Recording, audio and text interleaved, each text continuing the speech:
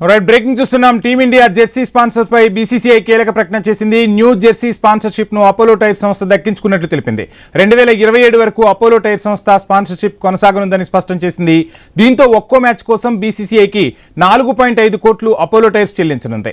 Online gaming bill parliament లో ఆమోదం పొందిన నేపథ్యంలో team India cricket jet jersey sponsor గా ఉన్న డ్రీమ్ 11 వైదొలిగింది.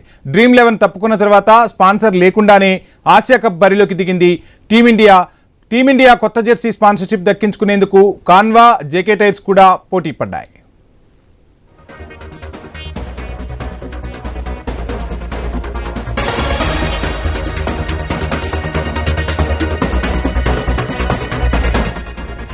టీమిండియా జెర్సీ స్పాన్సర్ పై బీసీసీఐ కీలక ప్రకటన చేసింది. న్యూ జెర్సీ స్పాన్సర్షిప్ ను అపోలో టైర్ సంస్థ దక్కించుకుంది.